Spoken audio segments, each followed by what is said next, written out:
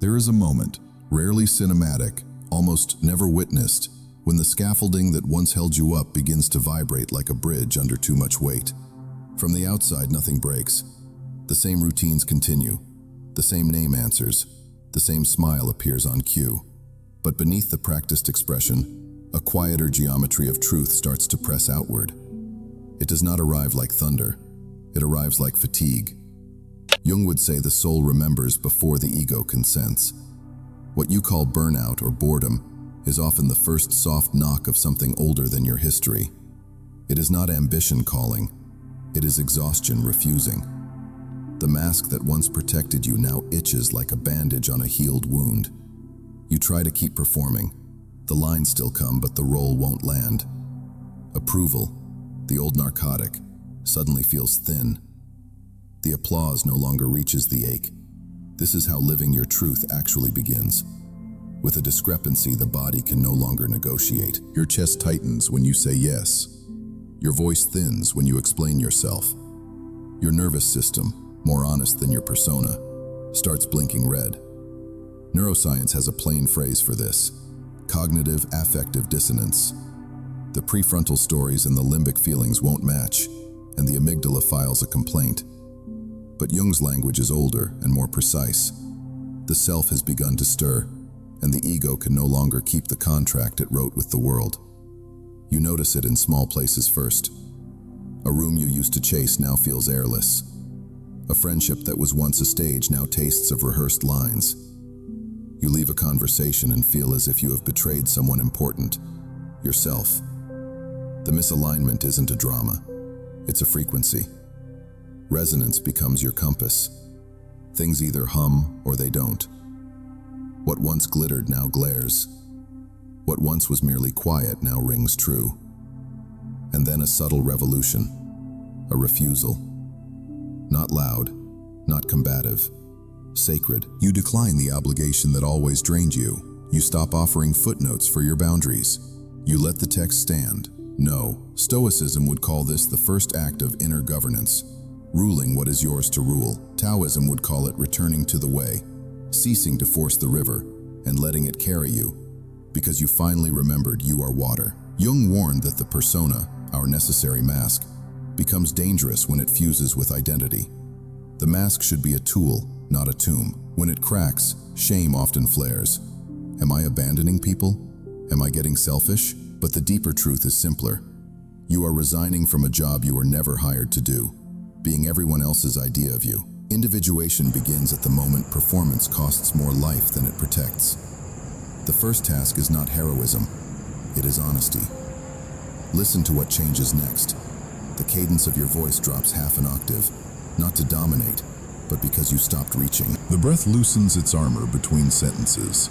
Your eyes quit scanning for permission and start resting where meaning lives. Old reflexes still knock. People-pleasing, urgency, over-explaining. But they feel like clothes from a younger body, familiar, unwearable. You catch yourself mid-explanation and let the sentence end.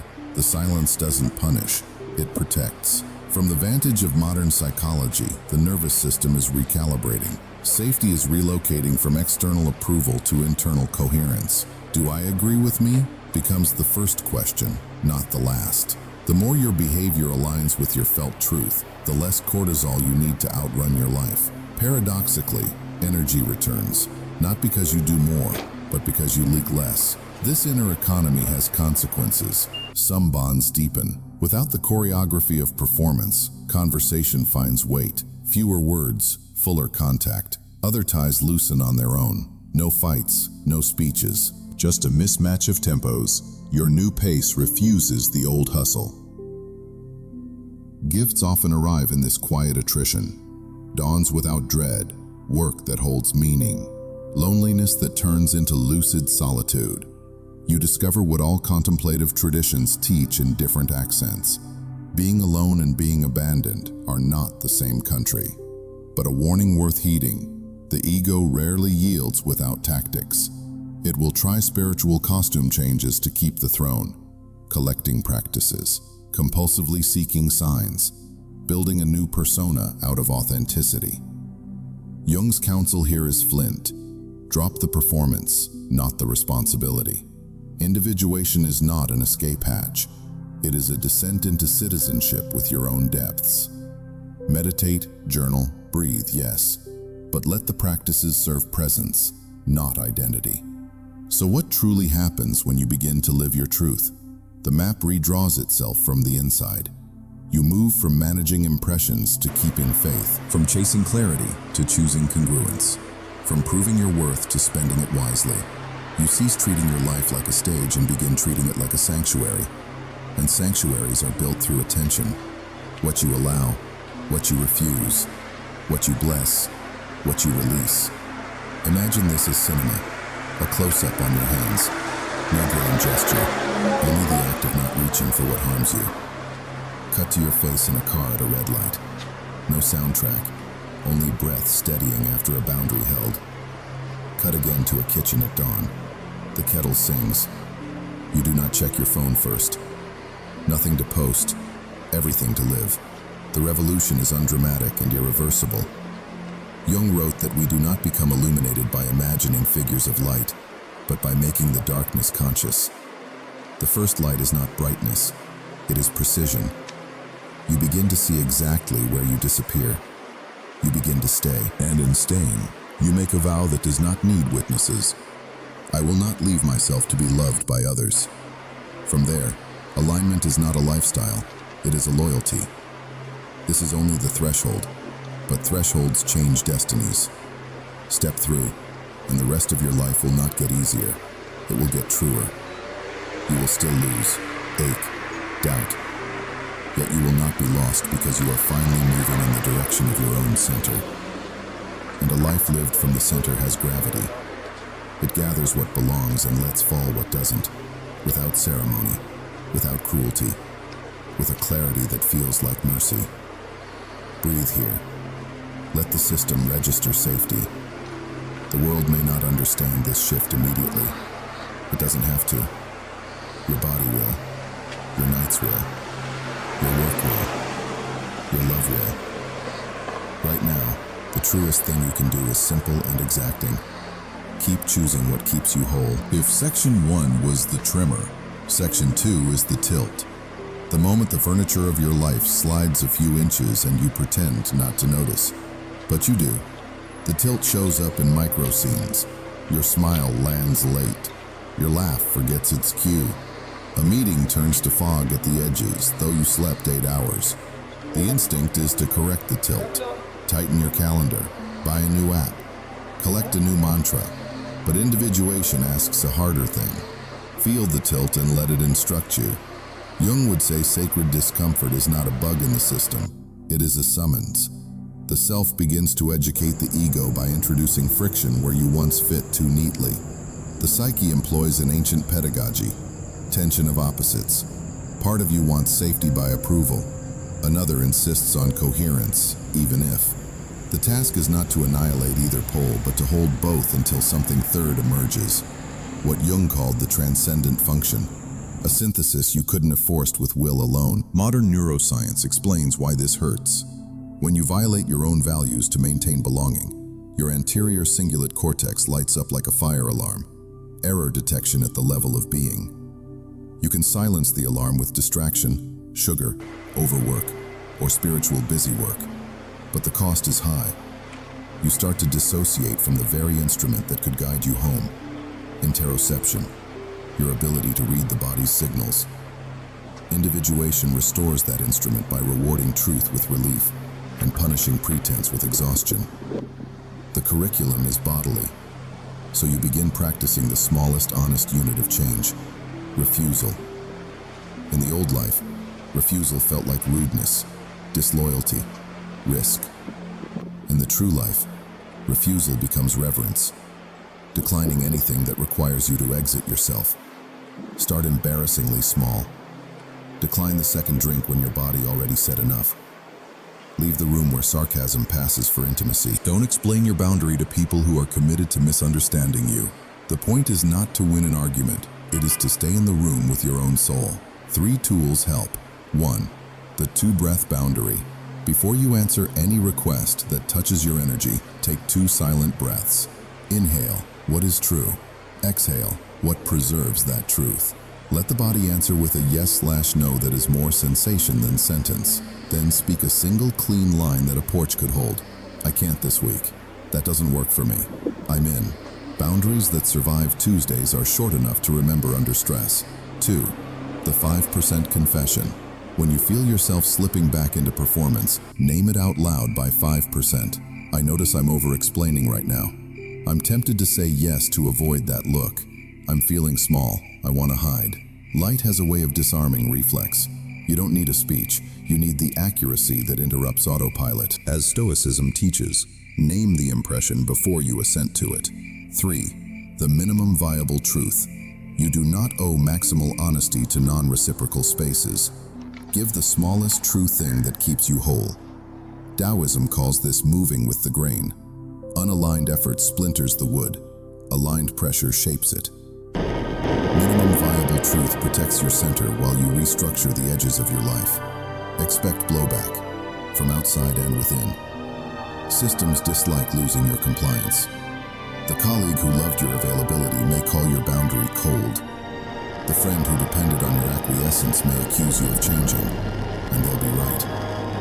The old self will lobby too, recycling myths. If I don't explain, I'll be abandoned. If I don't tolerate, I'll be alone. If I'm honest, I'll be punished. Treat these not as prophecies, but as data, coordinates pointing to where your shadow learned survival. The goal is not to shame the strategy. It kept you alive. The goal is to decide if it still deserves the keys. Here we meet the shadow in its most practical costume. People-pleasing as control. It looks like kindness, but functions as manipulation, managing others' perceptions to avoid loss. Jung's mercy is stern.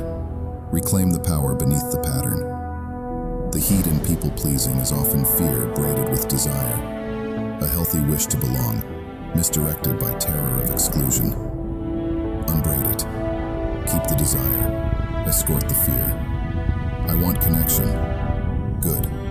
Then build it on reality, not on self-erasure. A brief myth to hold the moment.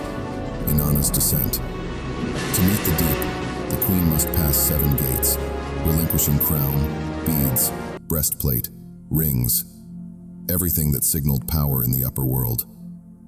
At the bottom, she meets her sister Ereshkigal, raw grief, unadorned truth, and dies before she rises. Refusals are your gates. Each no removes an ornament you used to negotiate safety. At the bottom, you meet a sister you avoided, your own unedited feeling. You will think you are dying. You are merely ceasing to bargain. What shifts when you cease bargaining? Your nervous system locates safety in congruence rather than consensus. You apologize less because you injure less. Pretense causes micro-harm. You speak fewer words because you waste fewer words. You sleep, not as escape, but as repair. You still experience conflict, but it stops feeling like identity death. Conflict becomes a laboratory where 2 truths can coexist long enough to produce the third. Practice builds tone. Tone becomes culture. Culture changes rooms. Try this weekly cadence for 1 month. Monday, write the smallest faithful act on a card. Do it before noon. Wednesday, 1 kind no where you would have swallowed it. Deliver it in 10 words or less. Friday, 1 repair within 24 hours. If you misstepped, stitch it. I cut you off yesterday. I'm sorry. Next time I'll pause. Sunday, Sabbath logic. No optimizing. Walk slowly. Make soup. Let meaning be ordinary. By week 2, a strange peace shows up. Not the numbness of collapse, but the quiet of alignment. The world won't necessarily applaud. Some relationships will thin. Let them. Attrition is not failure, it is filtration. The ones who remain are discovering you afresh. Less glitter, more gravity. They will not need you to contort to be loved. They will reach for you where you actually live. And you will notice something else. The self-respect ledger grows. Confidence stops being a mood and becomes a history of kept promises. Each refusal pays back a small debt to the body that carried your pretending. Each boundary refunds a little of the time you loaned to false belonging. The returns compound. You start to trust yourself before the outcome, not only when it favors you. A caution against pendulums. Early refusals can flip into performance of another kind, the aesthetic of authenticity. You can become addicted to the drama of saying no, confusing sharp edges with real strength. Remember the proportion vow. Scale your move to your clarity. Big clarity, big move. Small clarity, small move. Muddy water, wait 24 hours. Taoism again. Do not pull the sprout to make it grow. What of love in all this? It does not disappear, it deepens. Love that required your disappearance was never love. It was appetite. Love that welcomes your boundaries is a living ecosystem. It prunes to stay healthy. It rotates crops. It cherishes the soil. You will know it by its aftermath. After truth, the room feels cleaner.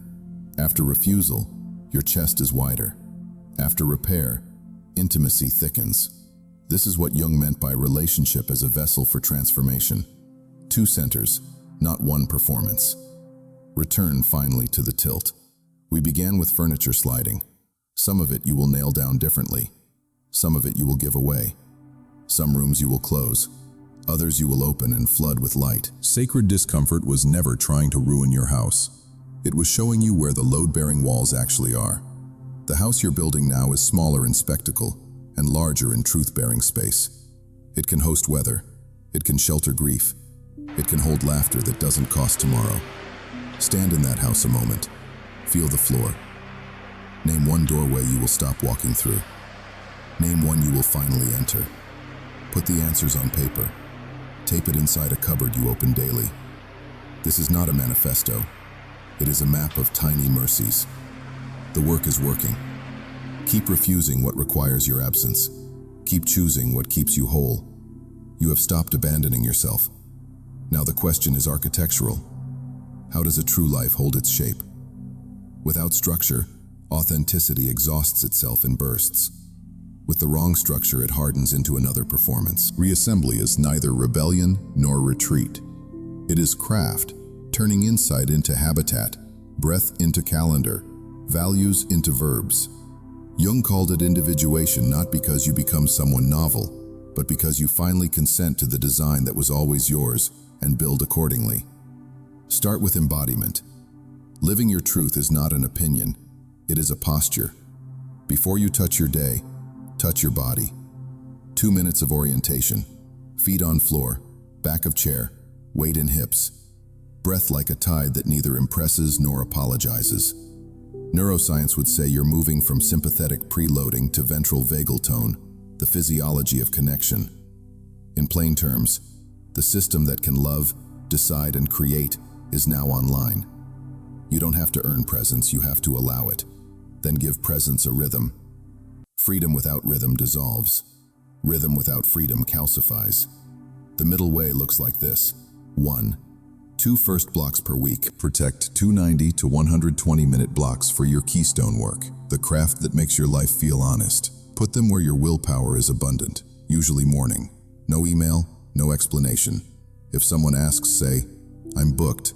Not a lie, just accurate. 2. Minimum viable ritual, MVR. Design the smallest repeatable sequence that returns you to coherence. Sit, 2 breaths, 1 sentence of intent, 15 minutes of the one task that would move the real thing 1 inch. Close with a single line in a log. Kept faith today by. Rituals should be cheap enough to keep on your worst day. 3. Sabbath logic. 1 day each week, take your hands off the control panel. No optimization, no self-improvement sprints. Walk slowly, make simple food, read a page twice. Rest is not the prize for worthiness. It is maintenance for the machine that carries you. Now to clean power. You will feel new voltage as you stop leaking energy into performance. Power is not volume or edge. It is the absence of self-betrayal. Direct it with 3 vows. Accuracy over impressiveness. Speak only what your body can carry tomorrow. Proportion over panic. Scale your move to your clarity. When the water is muddy, you wait. Repair over performance. If you miss, mend, then move. No theater. Repair deserves its own craft.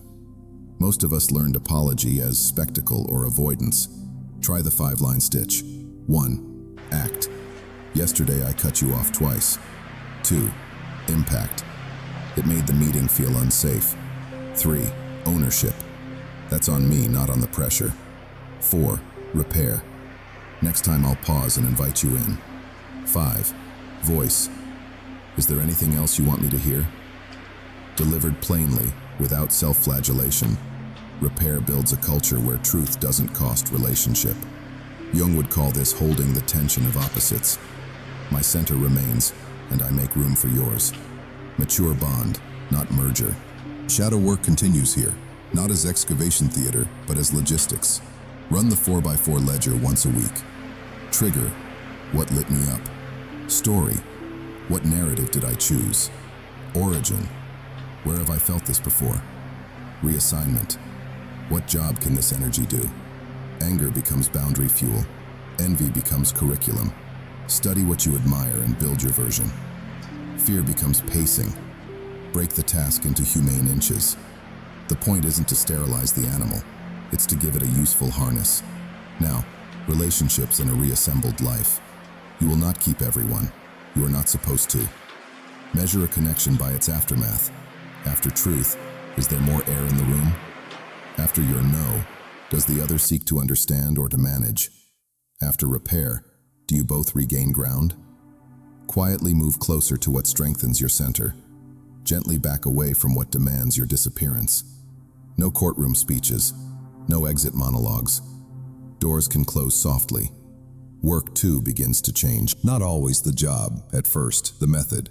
Bring your congruence to the current table. Write a definition of done for each day that a porch could hold. 3 actions, not outcomes.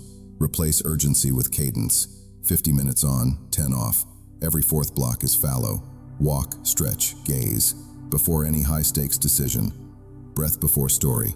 20 cycles of 4 in, 6 out. Then 1 sentence without adjectives describing the reality as it is. Decide from perception, not adrenaline. Meaning finds you in small, exact behaviors. You answer what is your work to answer. You leave the rest to be answered by time. Taoism's language fits. You push less water and reach the shore more often. Synchronicity may start to sparkle here. Treat it with hygiene. Signs are weather, not orders. If a symbol appears twice, you notice. If it's still there tomorrow, you take a proportional step. You neither outsource agency to omens nor bully the world into your plan. Think of it as a conversation with the field. You speak, act. Life replies, result. You adjust, learn. That loop is how the self and the world become partners. Expression changes next. You talk less. The words that remain are dense with care. You stop selling your truth and begin embodying it. The voice loses its upward lilt of apology. Silence stops meaning danger. It means source. You keep a short list of sentences you can say under stress that knit identity to behavior. That doesn't fit my role. I need a slower pace to be accurate. I can't do that, but I can do this. Let's circle back after I think. These are not slogans. They are guardrails. When fear spikes, you hold one and walk. A myth to steady the reassembly. The ship of Theseus. Replace a plank each week.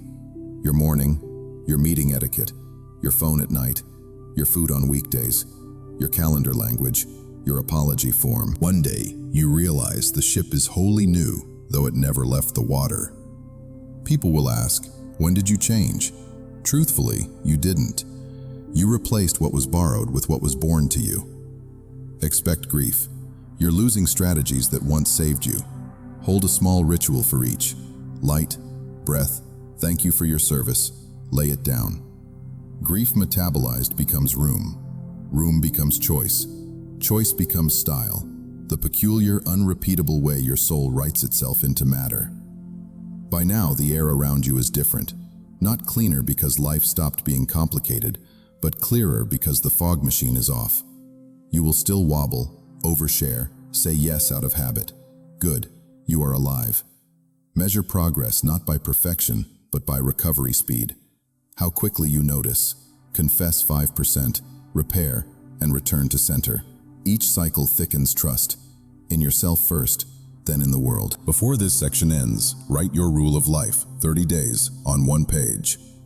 Axis, 1 word. Steadiness, mercy, focus, Courage. Anchors, daily.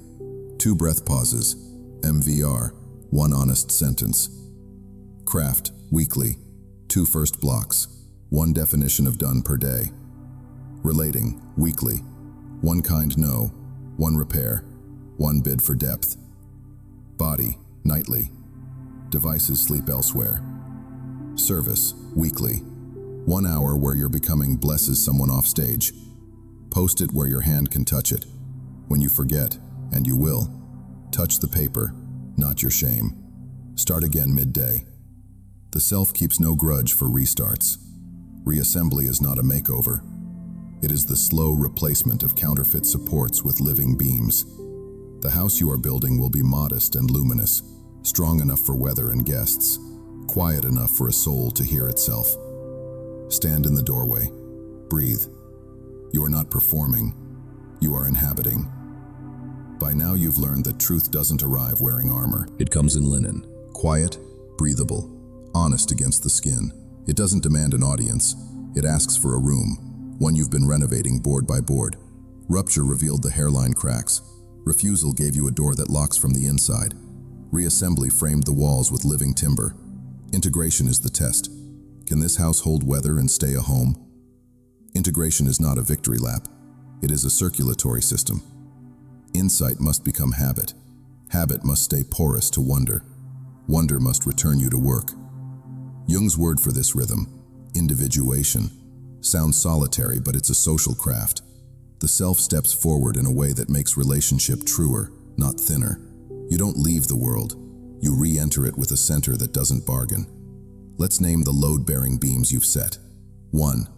Loyalty to presence over performance. Your nervous system has learned the taste of coherence. You keep faith in inches, 2 breaths before yes, a clean boundary in 10 words, a repair within 24 hours. These are not small moves. They are sutures that keep the psyche from splitting along its old seams. 2. Boundaries as devotion, not defense. No is no longer a barricade. It is a garden wall. Within it, attention grows. Outside it, you plant less and bless more. Real intimacy doesn't evaporate under a boundary. It condenses. What's true comes closer. What's performative doesn't. 3. Shadow is energy, not enemy. Anger fuels edges. Envy points to curriculum. Fear paces the task. You've stopped moralizing the weather and started learning its physics.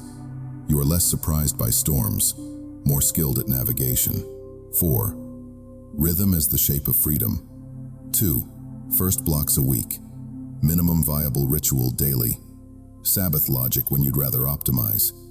You discovered that the calendar is not a prison, it's a metronome, keeping time so the melody can breathe. 5. Repair as culture. Mistakes no longer demand theater. 5 lines, plain voice, open palms. Each stitch makes the room safer for truth. This is how relationships become vessels, not stages. Hold those beams and notice something subtle. Your life now makes sounds you can trust. After a boundary, breath returns. After a refusal, the room clears. After a repair, connection deepens. These are the acoustics of integration. But integration is also where the oldest temptations return, dressed better. A few to expect. The aesthetic of authenticity. You can perform realness and call it honesty. Measure by aftermath, not aesthetics. Do you feel wider, kinder, steadier, or just dramatic? The optimization trap. You can turn ritual into superstition and rhythm into a cage. The Taoist correction. When the water is muddy, wait. Rhythm should ease the breath, not shorten it. The spiritual contract. If I live my truth, life will stop hurting. It won't, but pain will stop extracting interest. Suffering becomes information, not identity. The question that scares and saves is simple. How will you carry the self on an average Tuesday? Grand vows rarely survive traffic, so anchor integration to practices that are both holy and humble. Try this rule of life, Integration Edition, next 30 days. Morning axis, 7 minutes. Orient the body, 2 breaths. Whisper your axis word, steadiness, mercy, focus, courage. Name one smallest faithful act. Do it before noon. Work cadence, One first block on Tuesday and Thursday. Porch-sized definition of done daily. 3 actions, no outcomes. Relational hygiene. 1 kind no weekly. 1 bid for depth. What felt most alive for you this week? 1 repair if needed. Shadow ledger. Friday 10 minutes. Trigger, story, origin, reassignment. Sabbath logic. 1 day. No optimizing. Longer walk. Reread a page you loved. Cook something simple. Be uninteresting to the algorithm. Night reset. 3 minutes. Devices sleep elsewhere. Write 1 line. Kept faith today by. Notice how unspectacular this is. That's the point. The self prefers durable, not dazzling. A word about love because truth unfailingly rearranges it. Living your truth makes you both better company and less available for counterfeits. You will confuse some people who are close to your performance. Bless them without biography. Keep walking. The ones meant for your true life don't need footnotes. They need your presence. And presence is what you finally have to give. A word about work because Tuesday insists. Purpose doesn't erupt, it accumulates. The craft you touch faithfully becomes a vessel sturdy enough to carry meaning. Don't wait for a job to knight you. Bring congruence to the work at hand. Replace a plank each week and watch the ship take your name. A word about synchronicity. Treat it as weather reports, not marching orders. If the sign is still there tomorrow, act in proportion. Integration is grounded mysticism, listening for the field and moving your feet. If doubt returns, and it will, use the 2-test question. 1. Am I abandoning myself right now? 2. If I hold this boundary, will my future self thank me? Answer in the body first, then let the words follow. So what really happens when you start living your truth? Not a spectacle, a sequence. The rupture makes honesty unavoidable. The refusal turns loyalty inward. The reassembly gives truth a calendar. The integration keeps the house warm when weather changes. You will still be misunderstood, still grieve, still wake at 3 a.m. sometimes. But you will not negotiate your existence to buy belonging. Quietly, steadily, you become someone you trust when no one is watching. That trust is the most portable freedom we get in this life. Stand once more in the doorway of the house you've built. The floor holds, the windows open. The table is set for the few who can sit without needing you to shrink. Outside, weather gathers, emails, headlines, old stories. Inside, a kettle sings. You are not late. You are not lost. You are on time for your own life. If this work has steadied your breath, join us at Inner Depths Hub. Subscribe for calm, cinematic Jungian guides you can live on a Tuesday. Leave one smallest faithful act you'll take in the next 24 hours, boundary, repair, or simple mercy, and let the room hear your vow. We walk this spiral together, slower than the culture, truer than the noise, strong enough for weather. The door is open. Step over the threshold again tomorrow.